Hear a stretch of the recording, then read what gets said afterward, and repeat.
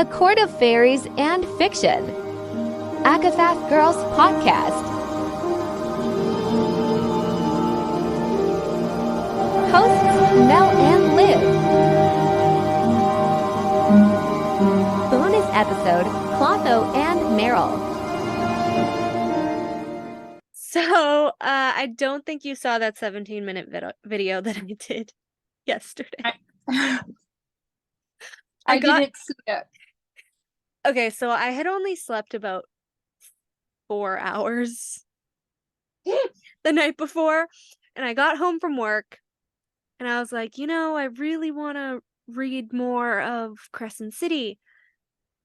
I got fucking 3 pages into the chapter that I was reading, and I had to physically stop to make this video because of like 2 lines that I read. 3 lines. Which lines? 3 lines that I read. I'm gonna play it, but I'm gonna turn the volume off just so that I have like a little guide here. Okay.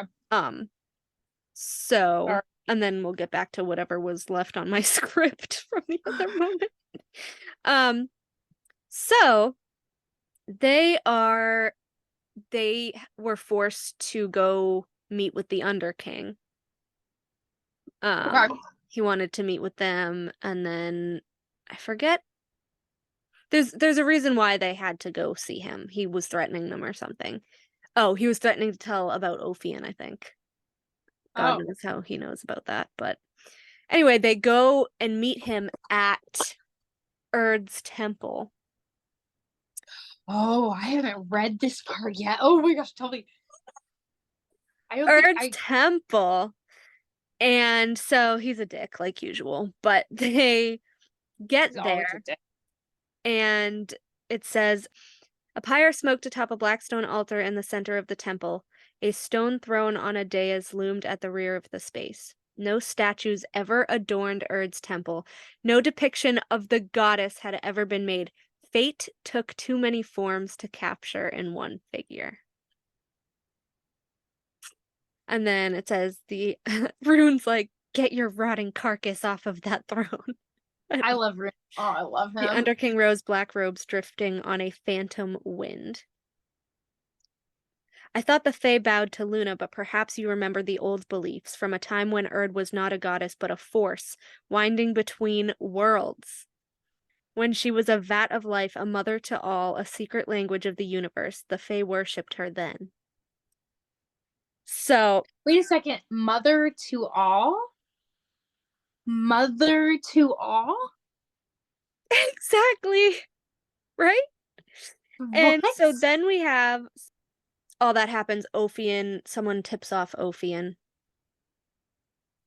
The Underking tipped off Ophian before he met with them to come to the temple. He fucked them over, of course, as Hybern would do. And anyway, they're fighting to get out, or not get out, but basically Bryce has to teleport them out because Cormac is stuck in a meeting with his father. He can't show up, like he's not answering his phone or anything. So she's like, fuck, like Hunt has to like level her up and whatever. She's going back and forth and she's just dripping in sweat and she's exhausted. And so she gets back and she's like sick, and so she can't teleport her and Hunt out again. So they're fighting to get out of the temple, and it says, a growl came behind them, and Hunt whirled to the back of the throne. It wasn't solid stone at all, but an open doorway leading into a narrow stairwell. Keep going.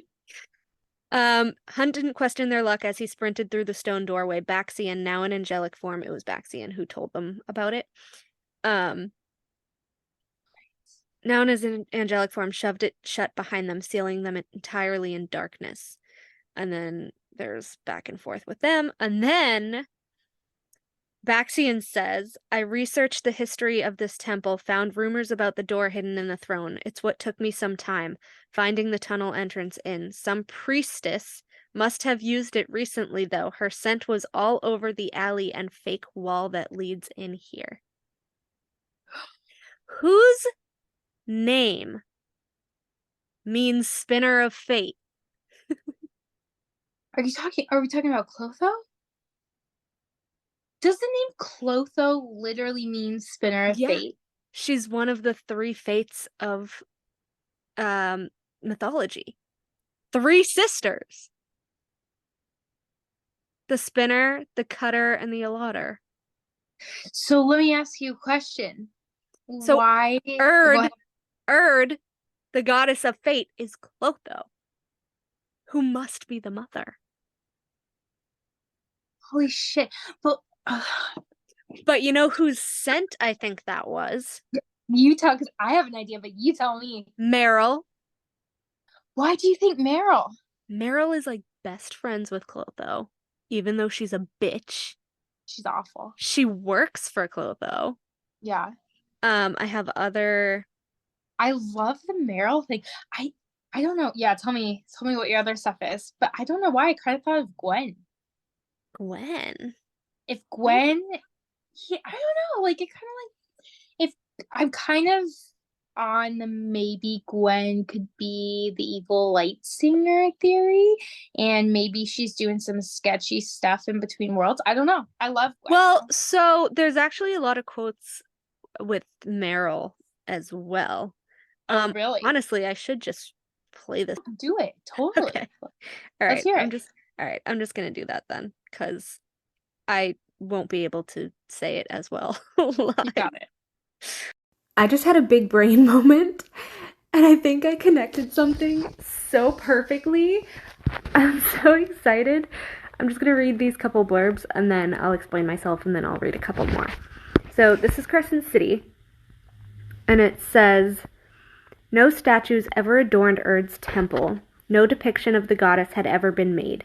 Fate took too many forms to capture in one figure."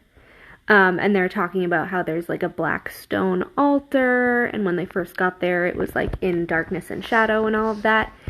And then there's another whole section after like a fight with the rebels, and it says, "A growl came from behind him, and Hunt whirled to the back of the throne." That's Baxian, by the way. "It wasn't solid stone at all, but an open doorway leading into a narrow stairwell." And then Baxian says, "I researched the history of this temple, found rumors about the door hidden in the throne. It's what took me some time, finding the tunnel entrance in. Some priestess must have used it recently, though. Her scent was all over the alley and fake wall that leads in here." Now, I think it's Meryl. Because everyone knows that Meryl's suspicious. Meryl's a priestess. Meryl is descended from the Lord of the Western Wind, Rabath, and she works for Clotho.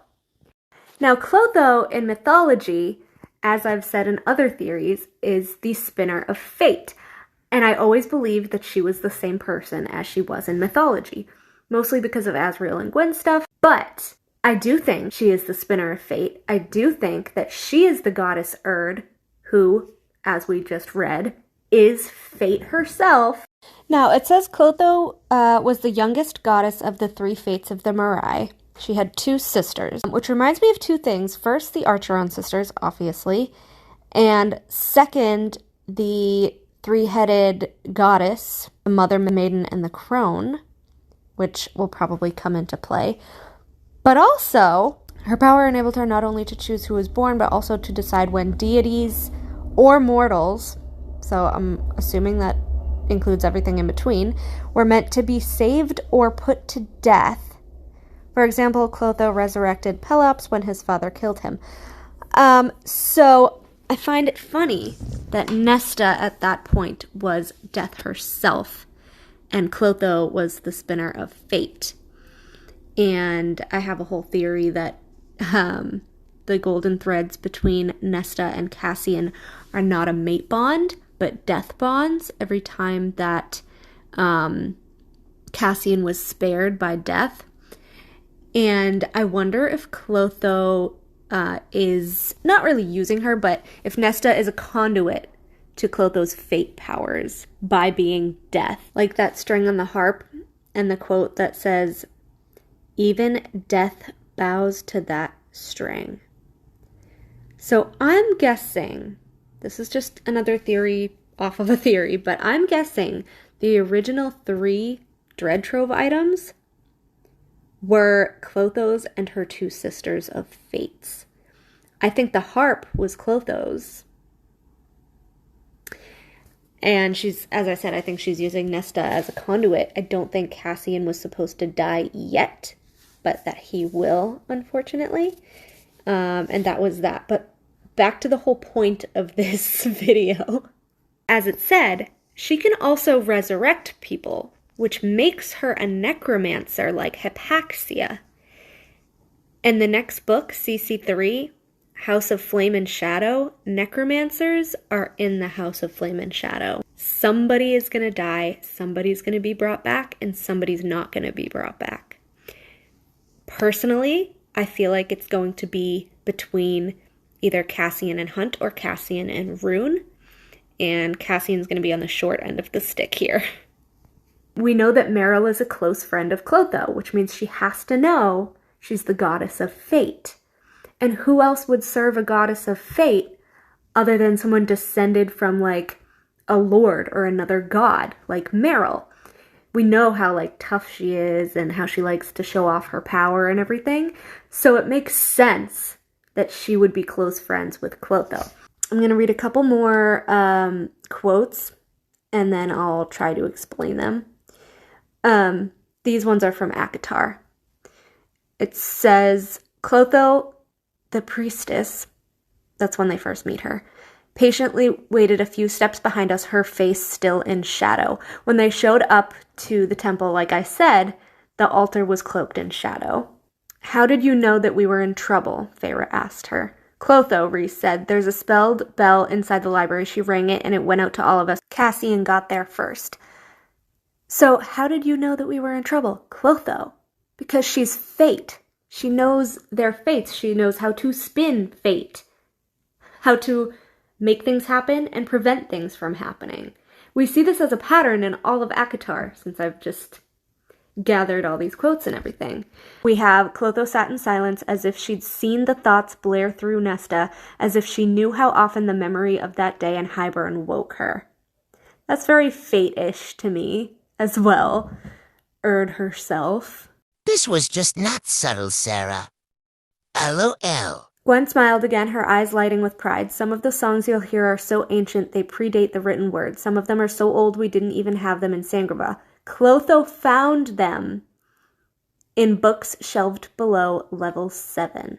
Now, this goes back to Meryl. When we first meet Meryl, Clotho says that Gwen works for her, that she's Clotho's right hand, and that she's a fiercely demanding scholar. And then Gwen says, I was supposed to deliver Volume 7 of The Great War to Meryl yesterday, along with a stack of other books. The Great War? Like the one that's coming up between worlds? And let's not forget that Nesta had asked Gwen to ask Meryl about the Dread Trove. Morning, Nesta said, falling into step with her. Anything on the trove? Gwen shook her head. She still wore her robes, though she'd been taken to tying back her hair in a tight braid. I even asked Meryl last night. She broke through the glamour, but beyond a few mentions in old texts, she couldn't find anything more than what you already know. Not a hint about when or where they were lost or who lost them. We can't even uncover who last possessed them, since it's information that goes back at least 10,000 years. Now, if Clotho is fate and Meryl's her right hand, Clotho probably told her not to tell them anything, especially because we know that the horn, the 4th Dread Trove, is tattooed on Bryce's back. So everything had to fall into place and work perfectly to get Bryce into Prythian. And then we also have the Valkyrie history and training were mostly oral, so any accounts we have are through whatever passing historians or philosophers or tradespeople wrote down. It's just bits and pieces scattered in various books, no primary sources beyond a few precious scrolls. Meryl got it into her head years ago to begin compiling all of it into one volume, their history, their training techniques. Clotho's also the one that probably convinced Gwen to sign up for Valkyrie training. I think that's worth noting. Now, let's not forget about the Dread Trove thing I just said, right? So it's curious how Clotho was the one that found those ancient songs to sing at that particular temple celebration that Gwen had asked Nesta to come to. And what happens to Nesta when she's at that celebration, and specifically when those songs are sang? She gets lured to the harp, right? Clotho and Meryl are both there. It says, the song ended and more prayers and words flowed from Meryl, Clotho silent beside her. Then another song started, this one merrier and faster than the others, which is the one that lures Nesta to the harp. So, Clotho is definitely the spinner of fate. Meryl is definitely her world-walking right hand. And that's whose scent was in Fate's temple in Midgard. Because it's a temple dedicated to Clotho, Erd/Fate herself. And as for Meryl, we also have this little tidbit, which is just random, but it was a little curious to me. Meryl made even more look drab, hair white and fresh as snow, contrasted against the light brown of her skin, and eyes the color of a twilight sky, blinked once, twice. That reminds me of like stars, supernova, definitely World Walker-ish. As if focusing on the here and now and not whatever work she'd been doing. So I wonder if she just came back from Midgard. And I'm sure it takes a little bit of adjusting because Midgard is so modern and Prythian is so not.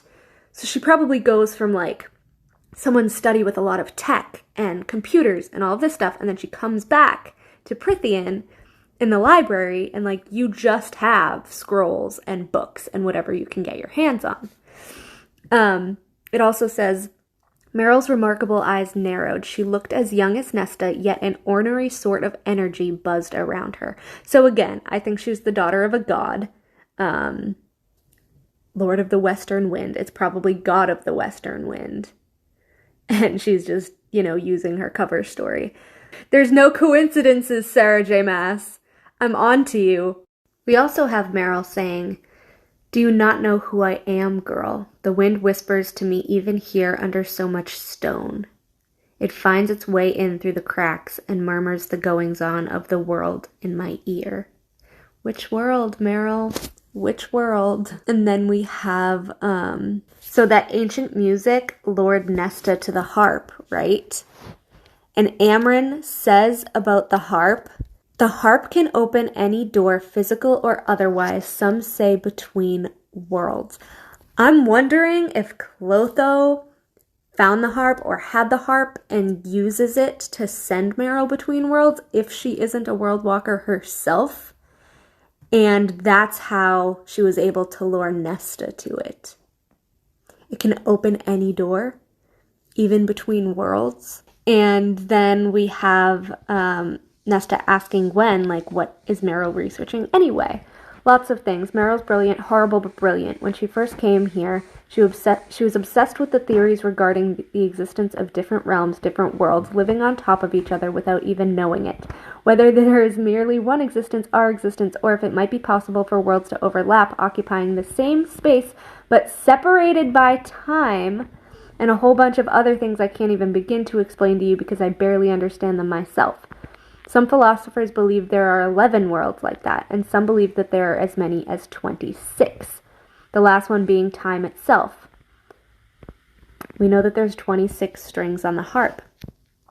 We know that the harp can open doors between worlds. And we also know that the last string on the harp, death bows to it. So, this is going to be very interesting. I think I cracked the code. What do you guys think? The minute Clotho came into play, I was like, spinner of fate. Then she started doing all this sketch shit. I was like, she has to be the same Clotho. She has to be the same Clotho. There's no other explanation. And I think that she just doesn't speak because either fate isn't allowed to speak, and she found a way around it using a pen and a pencil, or pen and pad, and then, maybe she glamored herself to look that way, to get close to the priestesses. And I think she chose the library because she knew that Nesta would end up at the library, And as we know, Nesta is blessed by the mother, who may or may not be Clotho/Erd/Fate herself. We don't know yet. But funny that the mother whispered on the wind. We know it's not Meryl because Meryl hates Nesta. But I wouldn't put it past it to be Clotho as well. But yeah, we know that Nesta is connected to Bryce because her bargain tattoo was the 8-pointed star. And obviously Bryce has the 8-pointed star in her chest. Bryce is said to have the original Starborn Queen's power. The original Starborn Queen, Thea, I don't know, maybe she is the mother, maybe she descended from the mother. I'm not really sure on that front yet. But at the very least, I know that Clotho is Clotho and Meryl is her right hand. And Meryl's going between worlds for her. Doing some shady shit to get Bryce to Prithian. And not for nothing, but who do we know that has a model of all of the worlds in their studies? The Autumn King and Rhysand. They know more than they ever told anyone. And I will stand firm in thinking that Rhys is the Prince of the Pit. And I will stand firm that the Autumn King is allying with the princes because the princes are going to be the lesser of two evils versus the Asteri. And I know a lot of people have been commenting and telling me, Sarah would never make Rhys the devil. She would never make him the worst prince of hell. Like, she would never do that or whatever. And you guys can go back and watch my Rhys's Apollyon theory if you want. But versus the Asteri, she's going to spin it so that the princes of hell are the good guys. I don't think she would ever let Rhys be bad. But if she made him a villain, but like a villain on the good side, or a villain who wanted to change or whatever, even though he's still super shady, this would literally make him morally gray instead of redeemed villain or terrible hero, which is kind of what he is right now. But yeah, Rhys has an orrery, the Autumn King has an orrery, and the Astronomer, who I also think is Koshi, has an orrery. Cassian doesn't mention how many planets are on Rhys's, just that he made it when he was young, and that he didn't really care about it, but Asriel was fascinated with it. And then the Astronomer, his was like a huge grand scale one. But I find that amusing that a Fae King and a Death God and a possible Prince of Hell all have the same thing in their offices. Now, I'm only on chapter 65. I just reached 65 in House of Sky and Breath. I just found out that Baxian was Danica's mate or whatever. So I don't know if, it delves into anything more about the planetary systems. I'm kind of hoping that it does. Just because I feel like we would need more information before CC3. But that's just me. Here's hoping for the best. There was a quote that I had here. Uh-huh. That I didn't, I posted it on the video, but I didn't actually say it out loud, so I'm gonna say it right now.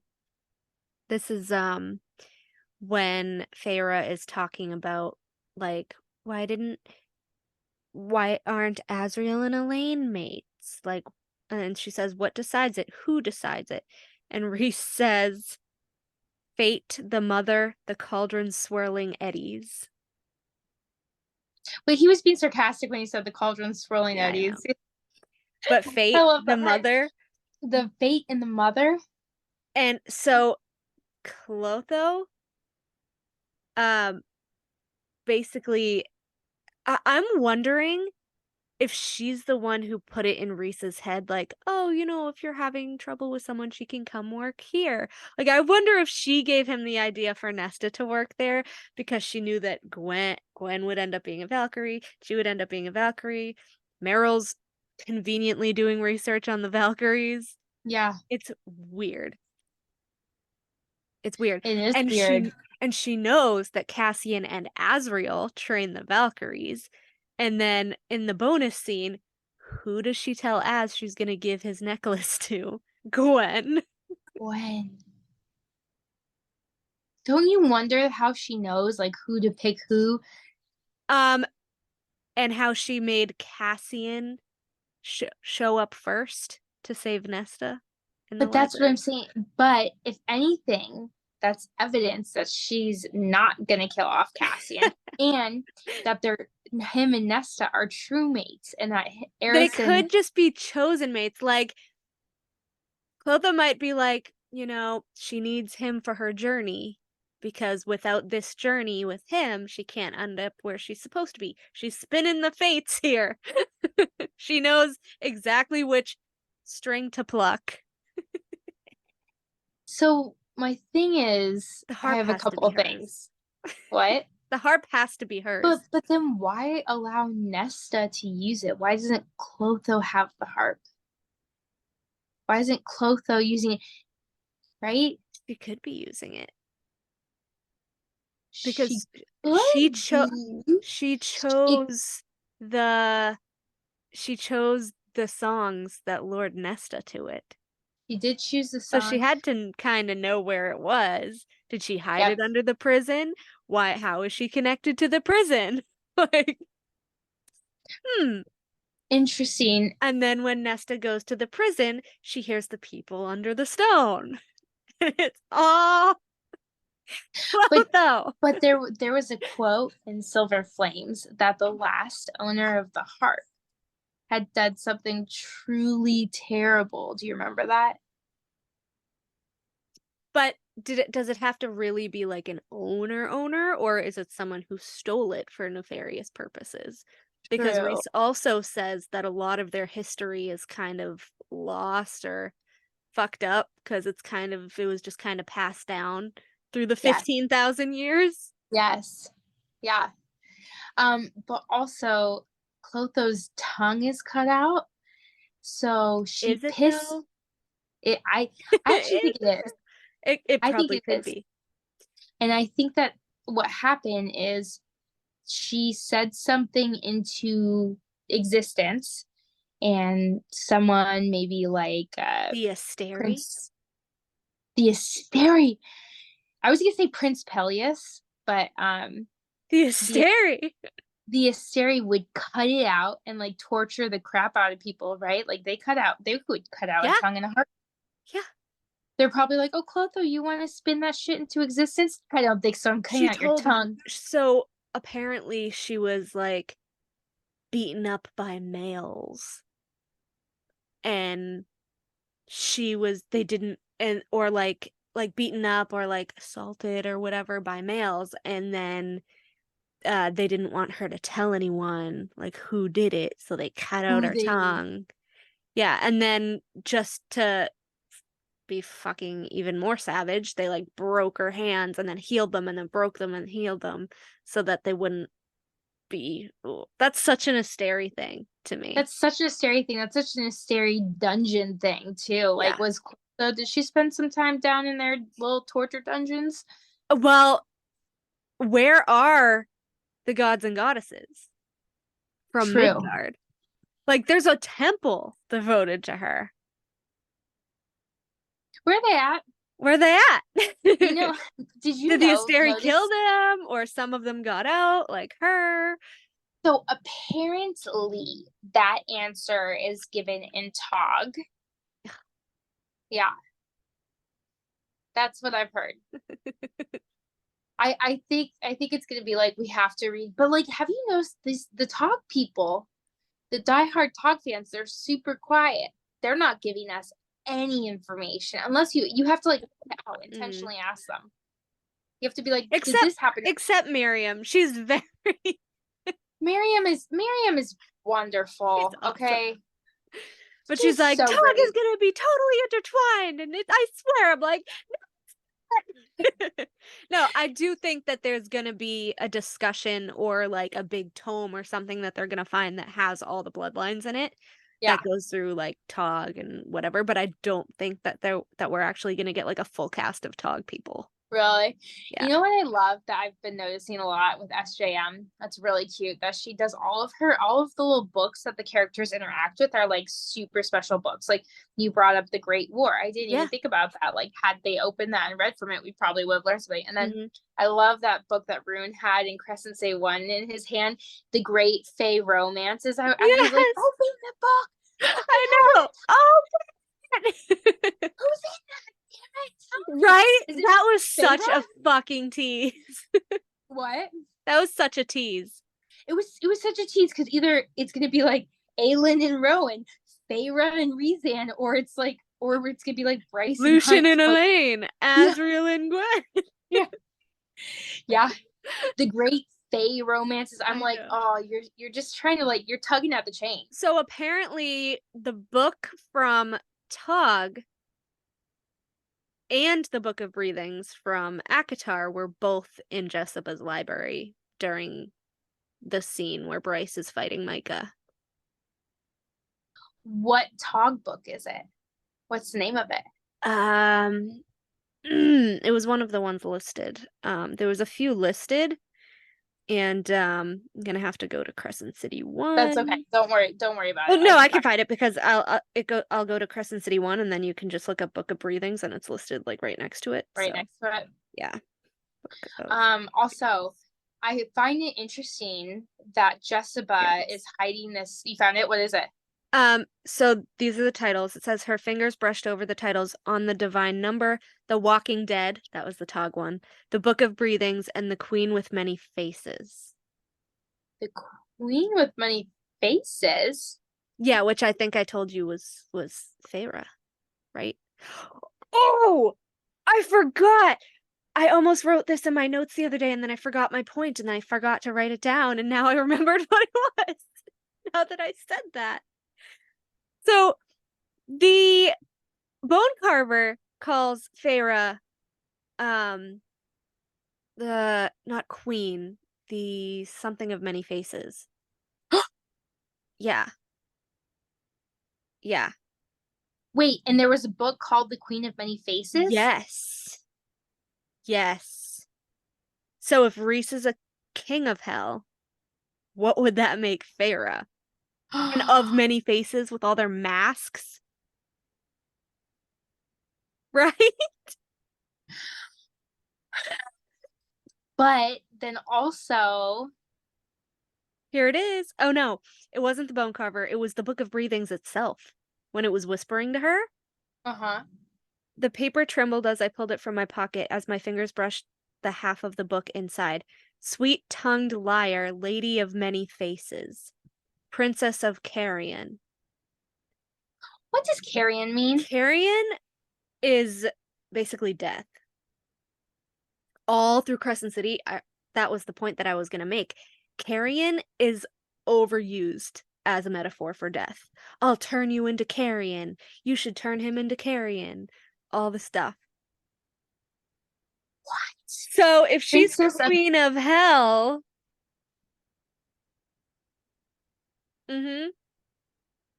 What? yeah. I love it. I love this connection. I'm just blown away right now. So I love that. I also love that the Book of Breathing is called Feyre, a sweet-tongued liar. Sweet-tongued liar. Yeah, I so don't know why it's it tickles me. carrion, an animal's dead decaying flesh that often serves as a food source for other carnivorous animals. So, like anyone's dead whatever. But I find it funny that when I looked up the definition on Google, the sentence that it says is a crow wheeled over the hills in search of carrion. And we know that the crow/raven is on ACOMAF, which is hilarious. It's on ACOMAF, but did you also see who Bryce is holding in the first book? Look at this. Ew. What's on Bryce's hand right here? Aha! A blackbird. Another blackbird. Yeah. Crow.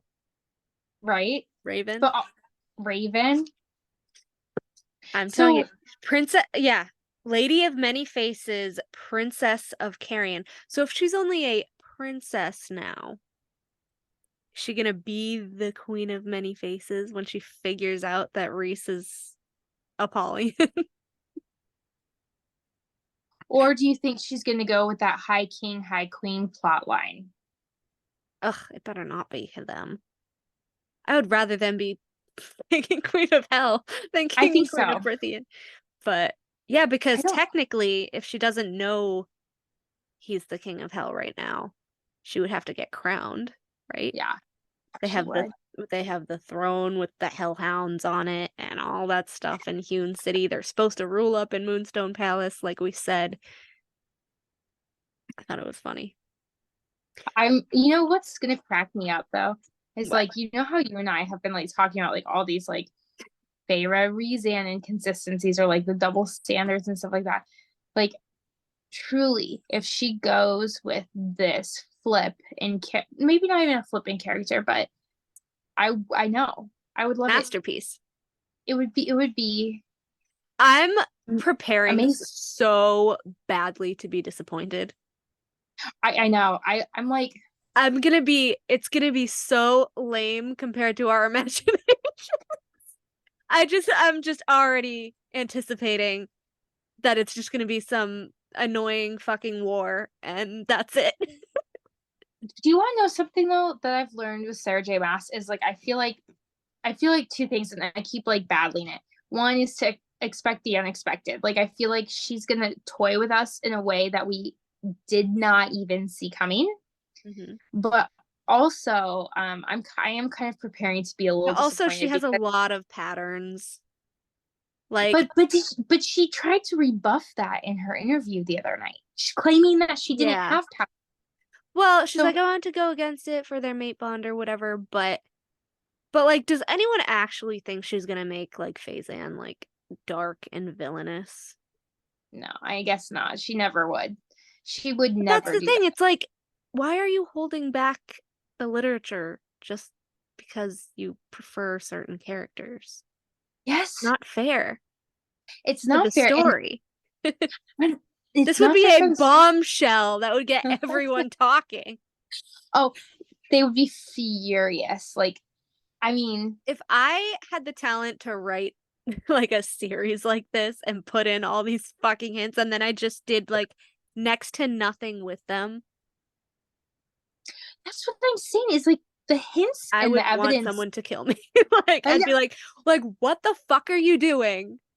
I know. but Stop playing that's what I'm favorites saying. and play into the plot. Yeah, it's like the plot and the evidence says one thing, right? Like even the fucking books, Even like with Rhys. even Oh, with but Rhys- he was actually doing it to be good. yeah, that's He what hurt this person, but it was actually a good thing. Like, stop guiding us. Yeah. That's the one thing I really can't stand. She controls the narrative way too much. Agreed. Like, stop. Well, here's the thing too: is like you have to let people like make up their mind like about the whole recent Tamlin thing. Like if she hadn't done what she did to his character, I truly still think people would have liked Rhys more. You know what I mean? The thing that confuses me about Tamlin,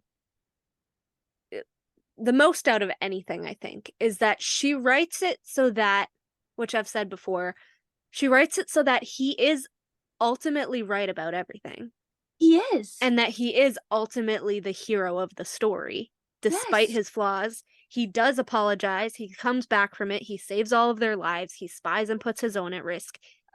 He is the hero of the story by the end of the trilogy. That's what makes no sense. And it makes no sense that, oh, thank God his part is over. Like, but you're writing it so that he's redeemed. He's depressed, of course, but he's redeemed. He just needs a healing arc. Like, give him a fucking story. Give him something to do. That's what I don't that's what I'm saying is it's really bizarre. Like, she's saying one thing, she's guiding us into one thing as a reader. The context says one thing, and then she's like, no, Rhys says otherwise, so what Rhys says goes. And it's like, what? Yeah, it's super I'm very confused. I'm very confused. Honestly, if she was genius enough to have just, have Reese be that person that messes with people's minds, and that's how she's writing it because he is swaying the narrative. Yeah. I would love that. It will be genius. No one would foresee it coming. I mean, truly, not really. Yeah. It would be like the best thing ever. I know. I mean, this. I'm so torn with that because I do love, like I told you, I love him, but I love him because in my mind, he is that person. You know what I mean? Like I He appreciate is his like the character so villain. much. Yeah. Yeah. But that's why I said like I would fucking love Phase End if they were like king and queen of hell. Oh, Like if they just agreed. gave in to being dark, Yes. they would be much better characters. I would support them if that was the case. I would support them 100%, and I'd be You like, can't tell me that spot a on. queen of hell wouldn't destroy someone's entire court just Yeah. to get petty revenge. Yes, it would It's make queen of hell thing. it would make so much sense. That's what bothers me about the series is it's almost like it plays with your like moral compass. Like Yeah. I love the series and I like want to say that, but like what's so confusing? It's like the Mhm. morals are all like messed up. It's all messed up. You know what I mean? Yeah. I don't know. But I'm super excited to like keep talking about your theories.